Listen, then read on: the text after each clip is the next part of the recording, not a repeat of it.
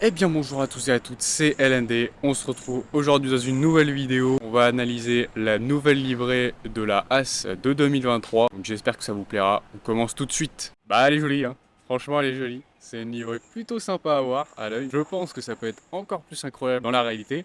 Parce qu'on sait que souvent on est déçu par certaines livrées, par exemple la Williams l'année dernière je la trouvais complètement dégueulasse, celle de 2021 aussi, et au final elle rendait pas mal en vrai, donc si ça se trouve elle peut être encore mieux en vrai. Franchement ça fait plaisir, il y a une petite As qui revient à des couleurs un petit peu similaires à avant toute cette vague Mazepin etc. On revient un peu plus sur du 2020, 2018 etc. avec vraiment la base blanche et rouge, et pas mal de noir là, vraiment beaucoup de noir. Je pense qu'il n'y a jamais eu autant de noir, à part bon pour la Rich Energy, hein. Là elle était toute noire, mais sinon je pense qu'il n'y a jamais eu autant de noir sur une livrée un peu comme ça là, dans ces codes couleurs. Et franchement ça rend pas mal, moi j'aime bien en tout cas, je sais pas ce que vous en pensez, dites-moi dans les commentaires. Mais franchement je kiffe bien. Donc c'est plutôt plaisant à voir. Bon, ça plus le fait que le nouveau sponsor principal, MoneyGram, soit américain, moi je trouve qu'il y a un petit retour des States au premier plan là quand même. Avec une livrée qui est bien de retour à ce qu'ils faisaient avant. Et du coup bah, le sponsor principal bien américain, c'est plutôt sympa pour la firme américaine parce que c'est la seule écurie pour l'instant américaine. Et c'est sympa de voir quand même différents pays mis en avant en Formule 1. Et donc il y a un petit retour aux sources je trouve avec cette nouvelle livrée et ce nouveau sponsor principal. Et c'est plutôt sympa à voir. Justement, en parlant de sponsor, ça fait plaisir aussi. Parce que donc, comme je vous l'ai dit, MoneyGram, nouveau sponsor principal. Alors là, c'est incroyable parce que du coup, maintenant, ils arrivent à toucher le budget capé complètement.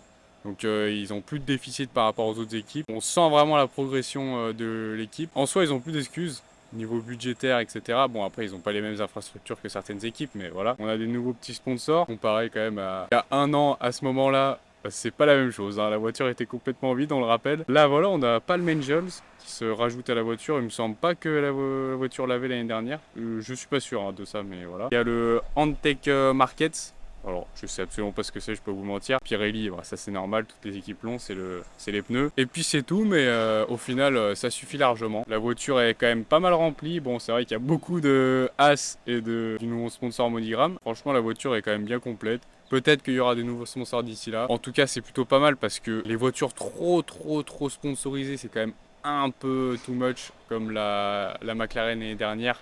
Avec tous les sponsors là, c'est un petit peu too much. Là, je trouve que vraiment, il y en a. Bon, il en manquerait peut-être un ou deux, mais franchement, on est déjà pas mal. Bon, maintenant, on va dépasser juste le stade de la livrée. On va parler un peu plus globalement de As et de ce qui leur attend cette année. Parce que franchement, ça a l'air d'être une saison charnière quand même pour remonter encore plus la pente. Et surtout, bah, ils ont un coup à faire. Déjà, les liens avec Ferrari se sont resserrés. C'est son partenaire moteur déjà depuis toujours, ça on le sait. Ils récupèrent un peu toutes les pièces. En parlant du moteur, justement, on sait que, bon, c'est que des Hondi à des bruits de couloir, mais Ferrari apparemment aurait trouvé 30 chevaux sur leur moteur, qui est bien plus que les autres.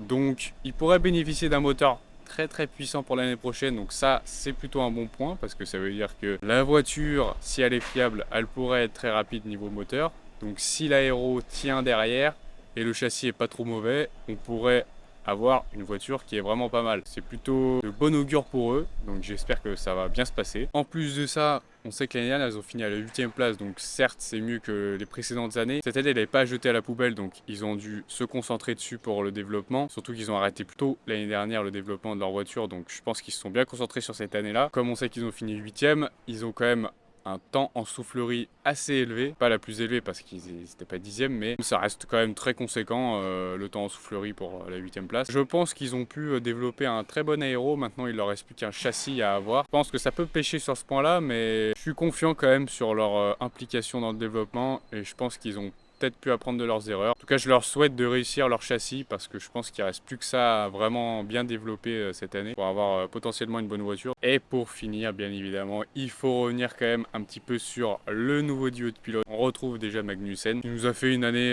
2022 ouais, plutôt bonne, plutôt moyenne. C'est vrai qu'il a été très bon sur le début de saison. Il nous a fait des performances de fou. Il a fait quand même une bonne petite pole en course sprint, voilà, au Brésil, on s'en rappelle. Un peu comme Bottas a su le faire en tout début de saison, c'est vrai qu'il a a été très performant quand la voiture était bonne par rapport aux autres. Voilà, quand ça s'est un peu tassé, que le niveau s'est un peu nivelé avec toutes les équipes et qu'ils sont redescendus dans le classement en R&D, c'est vrai qu'il n'a pas non plus surperformé avec la voiture. Son niveau était même un peu moyen sur certaines courses, il était même dominé par Schumacher des fois. Donc bon, il n'a pas fait une année non plus flamboyante, on va dire. Et cette année, on le sait, il est épaulé non plus par Mick Schumacher, le petit nouveau, mais bien par le vieux vétéran Nico Hülkenberg, le revenant. Ça faisait 3 ans qu'il n'avait pas roulé depuis 2019. Donc c'est vrai qu'il a fait des intermittences de qualité depuis qu'il est parti chez Aston Martin, précédemment Racing Point. Mais c'est vrai qu'on peut avoir des doutes. Alonso l'a fait. C'est vrai qu'on pourrait ne pas avoir autant de doutes que ça au vu de la prestation actuelle de Alonso, sachant qu'il est encore plus vieux que lui. Mais en même temps, quand tu compares les niveaux des deux pilotes et leur carrière, c'est vrai qu'il n'y a pas photo. Alonso est quand même bien meilleur. Je pense que là, le retour va être compliqué au début, en tout cas au moins les premières courses pour Hülkenberg. Ça m'étonnerait qu'il surperforme déjà sur les premières courses, ou alors il va faire comme Magnussen l'année dernière et puis sur l'ensemble de la saison ça va pas être incroyable forcément tout le temps. J'attends de voir quand même Hülkenberg, je suis content parce que je l'aime bien, content de le revoir titulaire malgré que voilà, ça supprime la place de Mick Schumacher qui méritait quand même, je pense, au moins une 3e saison. On attend de voir le duo de pilotes, surtout l'entente entre les deux, parce qu'on sait que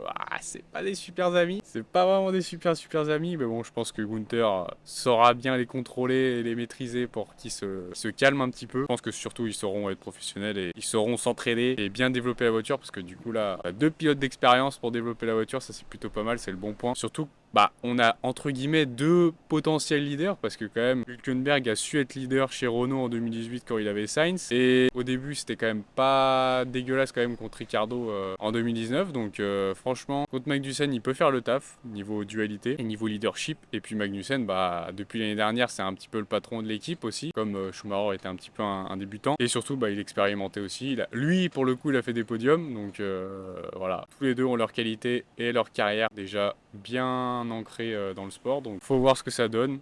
En tout cas, moi la livrée je la trouve plutôt pas mal, dites-moi ce que vous en pensez dans les commentaires. Je ferai du coup les prochaines livrées aussi, en essayant d'avoir un environnement un petit peu plus calme. Moi je vous retrouve pour la livrée de Red Bull. C'était LND, peace.